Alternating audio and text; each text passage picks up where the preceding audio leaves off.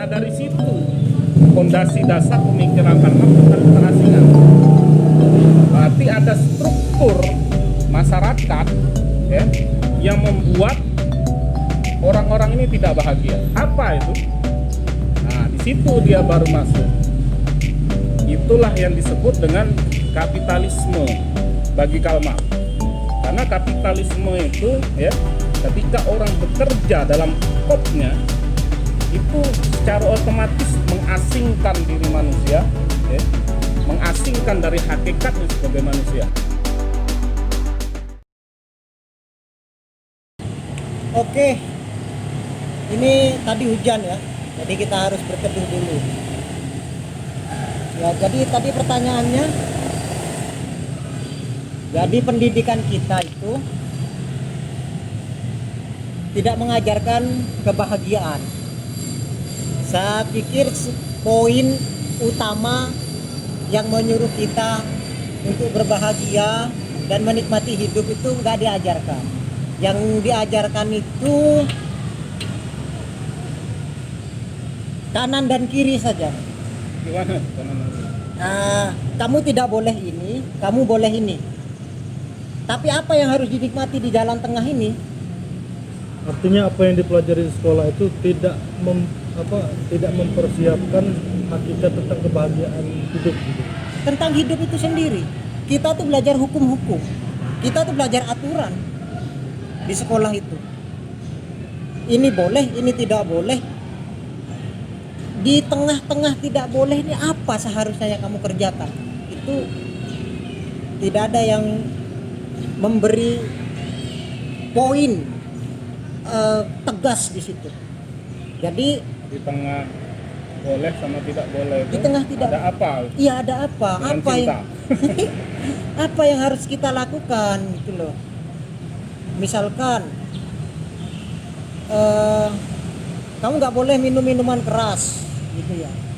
Tapi gimana untuk menikmati hidup tanpa minuman keras contohnya kalau dalam hidup beragama Islam contohnya ya. Kamu nggak boleh minuman keras Ayun. Terus gimana saya menikmati hidup tanpa minuman keras gitu ya. Bagaimana kita bersosial dan hidup senang tanpa kita memikirkan aturan tadi. Kita tahu semua nggak boleh nyemplung ke dalam sumur dan kita punya aktivitas banyak di dalam di selain nyemplung ke dalam tuh kita punya aktivitas kok. Aktivitas semuanya menyenangkan. Dan kita di dalam pendidikan kita itu yang fokus untuk ini teori dalam hidup ini loh. Tidak melulu aturan kamu tidak boleh begini, kamu tidak boleh begitu, kalau kamu boleh ini, kamu boleh itu. Jadi akhirnya kita harus mencari sendiri kan. Kebahagiaan Kebahagiaan di luar dari sistem pendidikan. di luar sistem pendidikan, nggak, karena tidak ada pendidikan yang mengajarkan untuk berbahagia.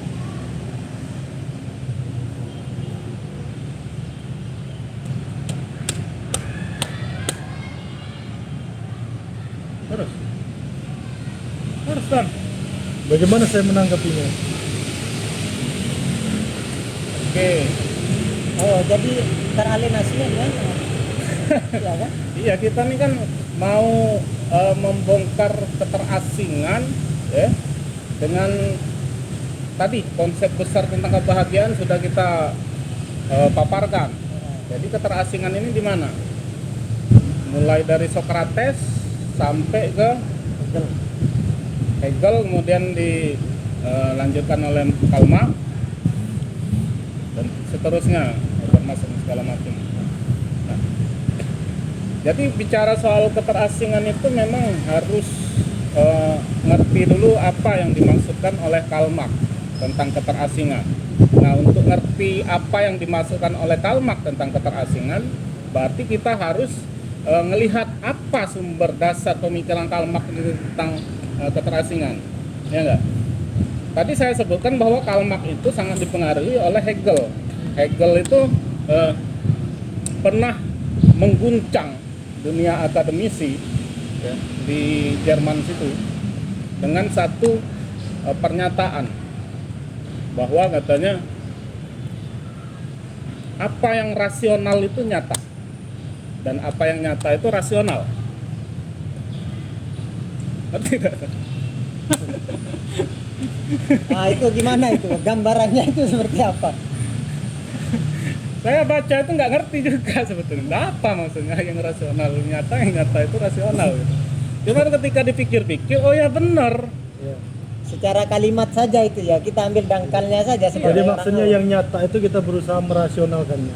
Ah, Kemudian yang rasional itu kita berusaha menyatakannya atau mengaplikasikannya begitu. iya.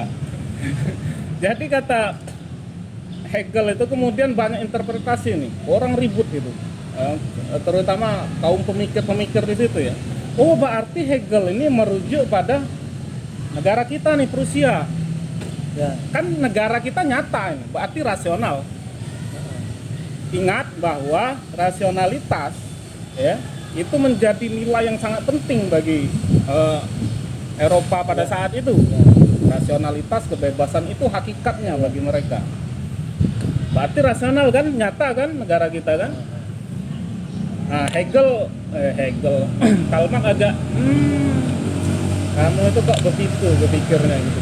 Enggak kayak gitu kata Karl Marx. Ya. Jadi negara dan sistem pemerintahannya itu ya, baru nyata ketika dia betul-betul rasional. Nah, waktu itu dinilai Karl Marx bahwa negara itu tidak rasional karena ya Banyak oportunis, kesenjangan. banyak kesenjangan segala macam. Nah, dari situ dia coba untuk menemukan apa kesenjangan itu loh. Ya nggak? Nah, kemudian Feuerbach masuk untuk menjelaskan bahwa sebetulnya sebelumnya dia menyatakan lagi nih si Hegel ini, katanya dalam pikiran dan sejarah manusia roh semesta menyatakan diri. Nah, ini lebih gawat lagi nih. Nah, Metafisik. iya. Apa itu artinya? Ya berarti dalam pikiran dan sejarah manusia roh semesta menyatakan diri itu kan berarti ada ketidakbahagiaan. Kayak film Game of Thrones itu loh. Orang berebut kekuasaan ya. Pada akhirnya Tuhan gitu campur tangan. Kok Brandon Stark itu yang jadi raja gitu loh. Tidak nyambung dengan kondisi sebelumnya. Iya, Ya? artinya di dalam sejarah dan pemikiran manusia itu ya, ada ketidakadilan yang dengannya Tuhan masuk roh. Ya. Roh itu masuk untuk ya membenarkan ini loh, ini sejarahnya seharusnya. Dalam Al-Quran ada itu sebetulnya tuh. Jadi mereka kaidahum itu lupa juga kan, ya. Lupa saya. Bentar lagi ingat aku itu, ini agak lupa. Nah, gimana itu? Secara Indonesianya saja, kalimat Indonesianya apa? Bahwa manusia itu melakukan tipu daya gitu loh. Kekuasaan itu kan erat hubungannya dengan tipu daya, ya nggak? Nah, berarti Tuhan mempersiapkan tipu daya yang sendiri. Wa makarullah wallahu khairul makirin. Ya, itu kalau dikontekskan secara sejarah itu sangat pas. Nah, di situ kemudian Ludwig Feuerbach itu masuk untuk ngelihat ini loh, ternyata pikiran si Karl Marx ini ternyata dia itu memang nggak keluar dari rasionalitasnya karena memang terasing. Karl Marx ini terasing. Bukan Karl Marx, Hegel. Hegel. Terasing kenapa? Karena dia memproyeksikan Tuhan kemudian. Berarti kan nggak bahagia sebetulnya di dunia ini. Ngapain kamu memproyeksikan Tuhan? Kalau kamu sudah memenuhi nilai kebahagiaanmu, hakikatmu itu, ya, surga di seberang sana itu nggak usah diangkat-angkat, nggak usah dibawa-bawa maksudnya. Surga itu sudah nggak rasional. Iya, surga itu angan-angan manusia tentang kebahagiaan, berarti kan nggak bahagia di dunia, ya kan? Ya. Nah, ini yang dikritik Feuerbach, yang sekaligus menjadi kliknya Karl Marx. Oh, keterasingan ini ternyata ya gara-gara agama, ya kan? Nah, Feuerbach masuk ke dalam kritik terhadap agama, tetapi Karl Marx nggak mau masuk ke situ.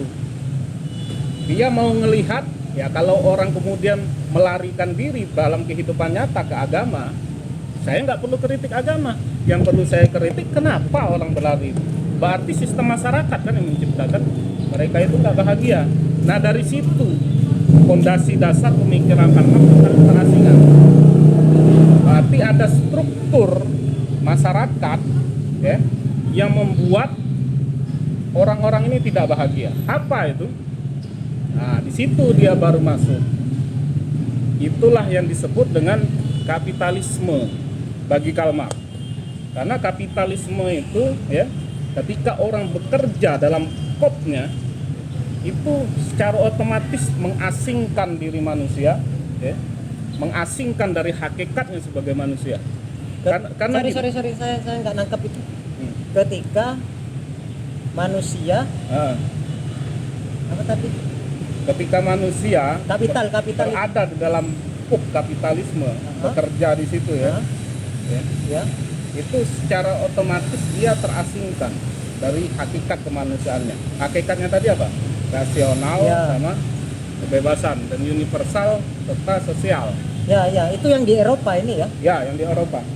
Kalau dia masuk ke kapital tadi, Ya, ini Karl Marx yang nulis. Karl Marx. Oke. Karl Marx yang dari inspirasi itu tadi. Aha. Yang dari inspirasi Hegel, kemudian kliknya itu ketika Foucault berkritik tentang Hegel.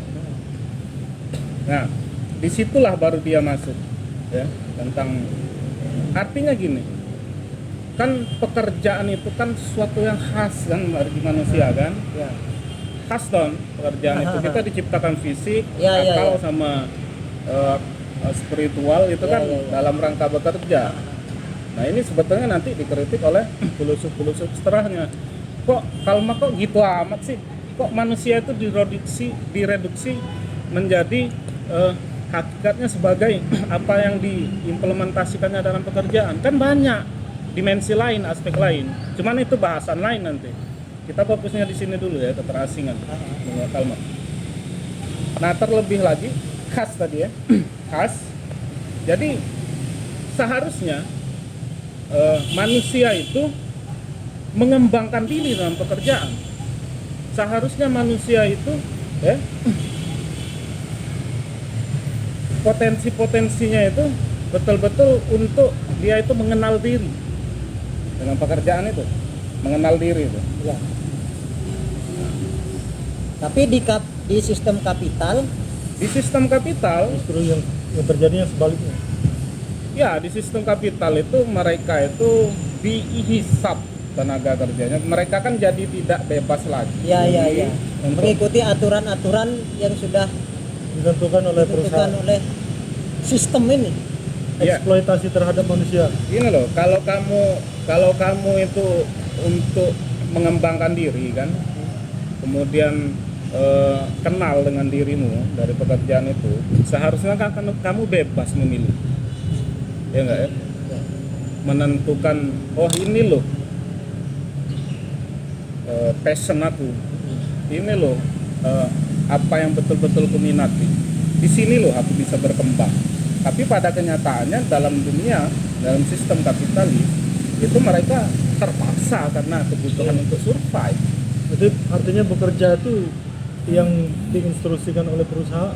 Ya bisa, iya itu masuk nanti ke ininya juga, masuk ke dalam apa penjelasannya juga ke ini nanti.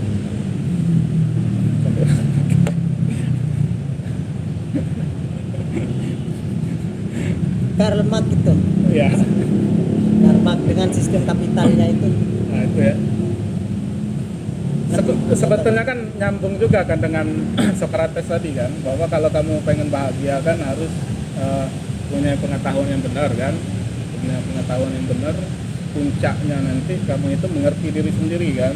Setelah kamu mengerti diri sendiri, apa dorongan-dorongan hasratmu, apa passionmu, ya kan? Kekurangan-kekuranganmu, kemudian kamu bisa mengeksternalisasikan dunia mentalmu keluar menjadi produk-produk gitu kan. Ya, produk-produk intelektual. Jadi ada cita-cita di situ, cita-cita kemanusiaan. Nah, cita-cita kemanusiaan ini kan prestasi intelektual, kebudayaan, kultur. Itu cita-cita manusia, ya nggak? Nah, prestasi intelektual itu bukan apa nulis buku, membaca, bukan cuma sekedar itu. Intelektual itu kemudian itu berkembang kayak sekarang itu misalnya kamu nulis lagu ya, jadi hak kekayaan intelektual gitu. Apapun yang dikreasikan manusia itu adalah Karya intelektual dan kultur, itu cita-citanya. cuman itu nggak akan bisa didapatkan di dalam Sistem kapitalisme. Kenapa? Karena kamu itu ya bukan dirimu lagi.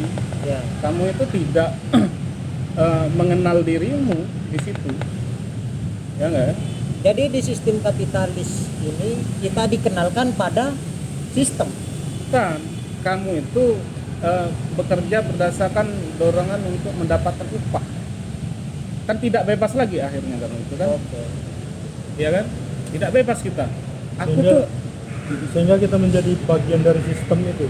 ya bagian dari sistem itu di mana menurut Karl Marx itu sebetulnya di situ penindasan manusia itu. Ya, eksploitasi terhadap Harkat dan martabatmu itu sebagai manusia yang hakiki itu sudah nggak ada sebetulnya. Nah, tapi kenapa sistem kapital ini begitu merajai dunia sekarang dengan sebegitu besar celah ini, tapi kenyataannya kapital ini tetap membuat dunia kalau di sekarang kan yang paling Tambah besar. bagus ya. Iya, tidak mengeruk kebahagiaan seperti yang di teori kita sebelumnya. Itu nanti pada rumusan dan teori Markus tentang kapitalisme. Kapitalisme itu bisa kemudian mengintegrasikan ya apa yang menjadi ciri khas masyarakat modern, yaitu rasionalitas dan kebebasan. Nah, kalau sudah manusia itu rasional, ya, bebas memilih. Bumbunya di bawah deh. Oh, iya. Itu telurnya di bawah. Sik. Masih Udah teh.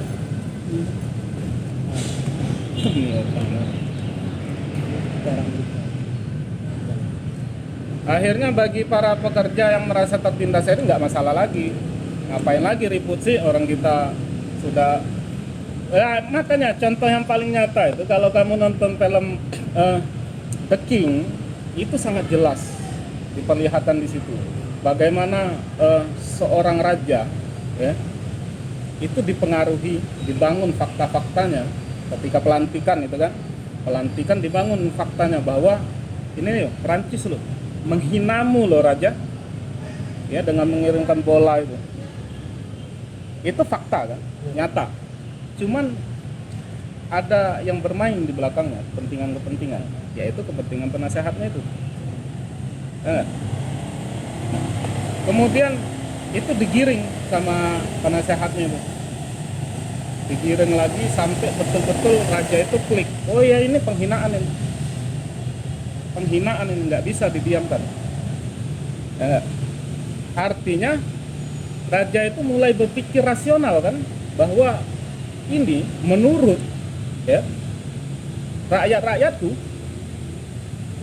ini benar, ini penghinaan, saya nggak boleh tinggal diam ya. Apalagi ditambah dengan dramatisme tentang bagaimana utusan dari Prancis datang ya mempengaruhi orang-orang dekat raja kemudian penasehat ini yang mengatur kejadian ini sebagai fakta ini, mengasih tahu ke raja. Akhirnya teman-teman dekatnya raja ini yang menjadi orang-orang terdekat raja pada saat itu dieksekusi. Menjadi lebih benar lagi kemudian fakta itu kan rasional gitu. Ya. Dibangun dari kebohongan-kebohongan si penasehat itu. Kemudian si penasehat kan tidak memaksa raja untuk melakukan penyerangan terhadap Prancis. Namun karena konspirasi itu berhasil, sehingga si raja itu sendiri memutuskan berdasarkan rasionalitas. Nah, kebebasan raja itu yang digiring, kebebasannya yang digiring untuk memutuskan bahwa kita nggak bisa tinggal diam raja. Ya, kita ini negara yang bermartabat, nggak bisa kita dilecehkan, dihina gini.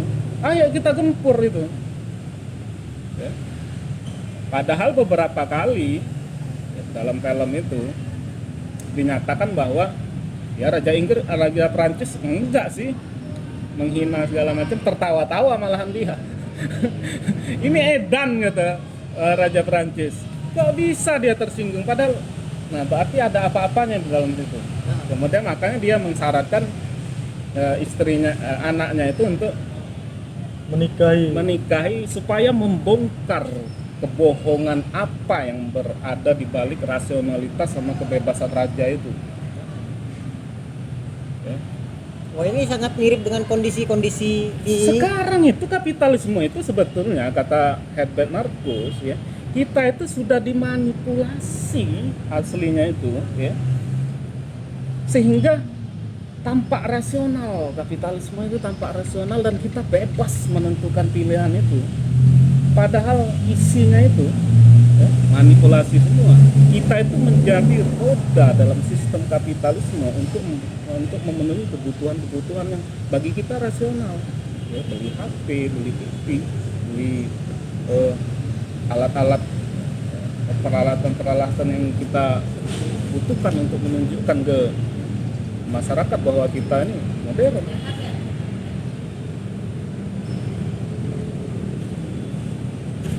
Nah, di situ maksudnya. Adapun dari sisi sosialnya, ya, Karl Marx itu ngeh bahwa benar-benar kita ini dalam keterasingan ketika Hegel mengatakan, ya, negara itu perlu supaya ya, ada otoritas yang bisa mengatur ego-ego masyarakat ini supaya nggak terjebak ke dalam anarkisme. Rasional nggak itu? Rasional sekali. Cuman bagi Marx, ya, lah itu menunjukkan bahwa kita itu memang betul-betul terasing sudah. Ya nggak? Artinya seolah-olah manusia itu tidak bisa berhubungan baik secara sosial, ya enggak ya? Kalau enggak diatur oleh negara, kan jelek manusia itu. Seharusnya kan yang hakikat dalam diri manusia itu kan baik. Ya? Dia enggak perlu tergantung dengan negara untuk menjadi baik dengan aturan-aturan itu. Di situ letak keterasingannya bagi Karl Marx. Ya. Maka negara itu nanti tidak diperlukan lagi ketika masyarakat sosialis ya, sudah menguasai dunia ini, baik-baik semua anak-anaknya. Nah, kamu ada nggak contoh di negara luar misalnya itu yang mereka dalam hubungan sosialnya nggak perlu curiga, ya? Misalnya mereka buka rumah ya buka aja, kemudian jalan kemana gitu, nggak ada yang mencuri. Nah, mungkin kalau ngambil contoh negara teraman di dunia itu kan di Islandia. Ya.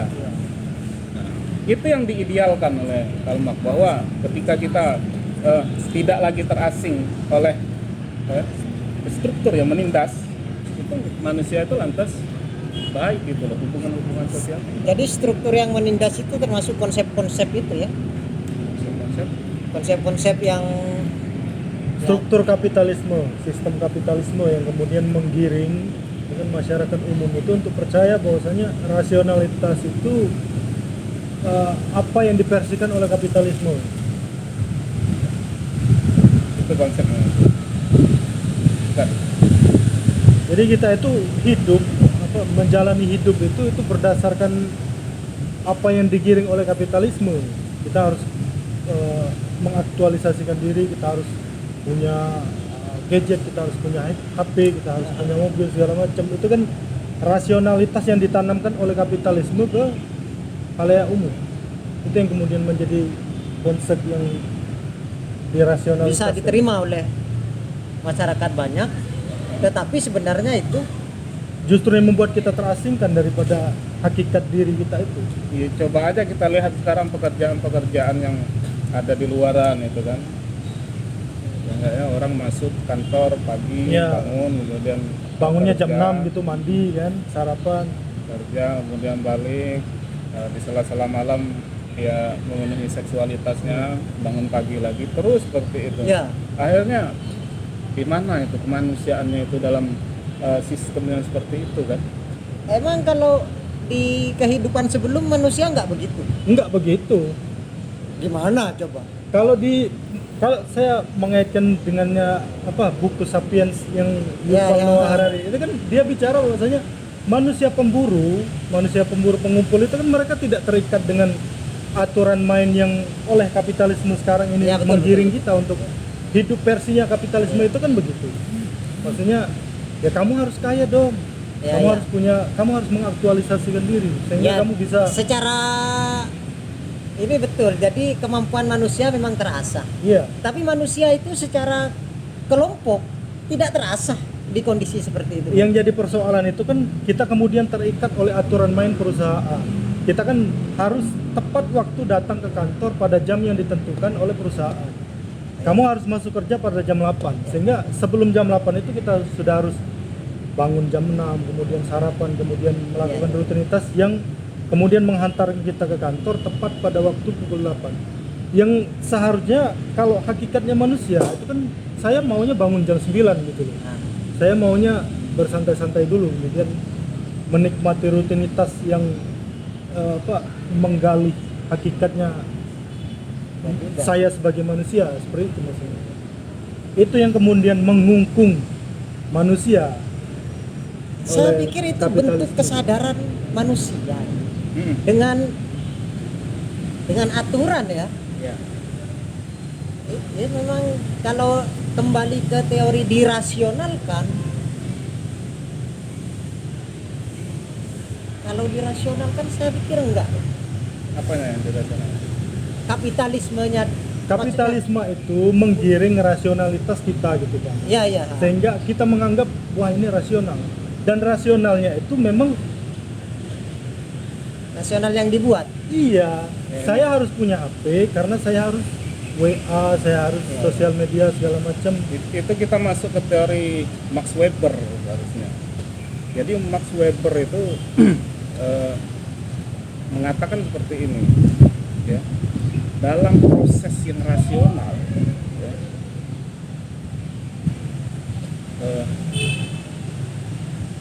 rasionalitas itu kalau dia paling optimal, ya, dari sarana-sarana lain. Itu Max Weber. Jadi kapitalisme itu di mana sih nggak rasional? Karena kemajuan alat-alat produksi, teknologi itu kan memang mengoptimalkan kemudian daya produksi, ya kan? Betul nggak kira-kira? Iya. Jadi ya yang rasional itu, ya, dalam prosesnya apa yang paling optimal? Coba kamu misalnya mau syuting video, ya masa pakai HP yang dulu 2210 gitu loh, dengan yang sekarang, ya hasilnya kan efisiensinya beda. Itu kan rasional kita untuk memilih HP yang lebih HP yang canggih. sekarang ini, dan terus seperti itu. Nah disitulah pemenuhan terhadap keinginan untuk teknologi, ya, menjadi tidak rasional dalam dirinya, maksudnya. Aneh kan? Aneh dan membingungkan. Tapi hubungannya dengan kebahagiaan, menurut kamu manusia nggak bahagia? Nah ini yang kemudian itu ya, banyak dikritik oleh para filosof, karena memang Hegel dia kan bangga banget itu kalau maknanya dengan Hegel itu kan, yang mengatakan Hegel itu besar dalam pemikiran bahwa dia mampu menangkap hakikat manusia, karena manusia menyatakan dirinya dengan pekerjaan hakikatnya. Nah ini yang kemudian kata Karl Marx ini mantap ini Hegel. Ini yang tidak disetujui oleh para pemikir. Kok manusia itu, ya, cuman direduksi berdasarkan dimensi pekerjaan sih. Memang pekerjaan itu adalah aktualisasi, ya, eksternalisasi dunia batinnya tadi. Memang itu. Tapi apa emang itu? Nah, kemudian itu Habermas menambahkan hal-hal yang lainnya, kayak misalnya tuh komunikasi antar manusia, ya. Terus spiritualitas itu kayak yang dialami oleh Livanas, itu kan nggak ada hubungannya dengan pekerjaan. Ketika alam sudah menggoncang gitu, penderitaan terjadi di mana-mana. Kalau di Indonesia menurut kamu sistem kapitalis ini sudah separah apa gitu loh? Kalau dibanding dengan negara lain, maksudnya di Singapura, Malaysia. Kalau di Indonesia itu ini lucu ini. Kita itu terikat tanpa sadar gitu, terikat. Kalau anggaplah ya di dunia luar ya, mereka memang negara produktif gitu. Nah kita ini bukan negara produktif. Kita makan dulu ya. Jadi manusia coba untuk membebaskan diri dari keterkungkungan kapitalisme, oke, masuk ke dalam kungkungan yang lain, kungkungan hawa nafsu. Bebas untuk, Jadi paradoks. makanya teorinya Socrates, Plato itu betul sekali. Bahkan teorinya hedonisme itu betul. Kamu bebas, oke, memilih apapun kehendak yang ingin kau capai, cita-citamu. Tapi kamu harus tahu batas. Tahu batas ini kan pengandalian diri. Nah, prinsip-prinsip seperti ini kenapa tidak dibahas dalam filosof pasca ini ya, pasca abad pencerahan? Karena mereka itu malu kalau mau menunjukkan nilai-nilai keadilan, yang moral-moral itu malu mereka. Kan aneh itu. Karena yang moral-moral itu bagi mereka pihak ini, pihak gereja nih. Saya ilmiah, intelektual, nggak ada urusan dengan itu. Nasional. Iya, nggak ada urusan dengan moral. Kalian tahu sendiri lah moral itu pada akhirnya kayak apa sih? Iya. Itu kayak mereka tuh yang mengungkung kita untuk menjadi Dia menunjuk tidak bebas. gereja sebagai pihak antipati dari rasionalitas ini ya, Eropa ini ya. Artinya kembali ke tadi ya, kenapa kita berintelektual gitu ya, untuk mempelajari teori-teori orang barat ini, cara berpikir mereka ya, ketika menyebarkan diri ke seluruh dunia ini kan ya. Jadi kata kamu orang kita ini di Indonesia tidak mengerti dengan cara berpikir barat ini. Iya, kita punya kearifan lokal yang berbeda dengan mereka. Kita itu lebih mendepankan rasa. Kalau secara filsafat ya. Kalau mereka kan rasionalitas. Makanya ketika mereka melihat keadaan negara-negara yang belum tersentuh oleh kesadaran pencerahan, wah ini lahan emas empuk nih. Lahan basah ya. John Smith masuk. Betul. Adam Smith. Adam Smith John Smith. Adam Smith. Gigi Risau. Ada. Siapa itu yang hak asasi manusia? John Locke. Masuk semua. Nggak ada mereka sertifikat tanah. Segala macam hak kepemilikan. Ya, itu semua. Kalau kita datang, kita sertifikat, tinggal buat sistem, kita memiliki. Betul. Raja-raja itu, nanti raja-raja dihapus saja. Kita pendekatannya persuasif, mengajak mereka dulu berdamai, nanti kita aturlah bagaimana mereka itu. Setuju saya. Jadi ketika Tommy Paine itu yang dari Portugis itu menulis tentang sejarah Indonesia, dia mengatakan seandainya raja-raja itu sadar dan mereka bersatu, tamat seluruh Eropa ini. Kenapa? Kan mereka hanya dibeli lebih mahal saja. Tanah lahan kerajaan kan luas kan, sultan-sultan ini kan luas. Jadi kita itu sebenarnya nggak berperang dengan Belanda, nggak berperang dengan Inggris, nggak berperang dengan Portugis. Kita itu berperang dengan bangsa sendiri yang sudah mendapat harga, yang sudah disertifikasi. Maka pada 2 abad setelah itu mereka bisa mengangkat raja baru. Saking kuatnya hukum yang dibawa dari negara dari negara Eropa ke Indonesia ini men, tentang sertifikasi, tentang kepemilikan tanah, ini tanah milik saya sudah ini gitu ya. Asasi manusia. Hak asasi manusia. Jadi mereka menerapkan hukum-hukum barat di tempat kita, kelabakanlah kita. Dan mereka sudah bukan orang yang baru datang kemarin itu, mereka sudah 200 tahun di tempat kita. Maka normal ketika mereka masih berkuasa sampai 100 tahun selanjutnya. Mereka sudah terlalu kuat dan kita tidak berpikir dengan cara kolonial itu ya. Jadi betul kata kamu bilang tadi, siapa itu? Apa? Pramudia itu. Kita tidak dikatakan intelektual kalau kita tidak mengerti kolonialisme. Dan kolonialisme itu di masa sekarang apa namanya? Kapitalisme, globalisasi yang kata Bung Karno itu lah ya. Pemilik modal. Imperialis kalau kata Imperialis, benar, imperialis.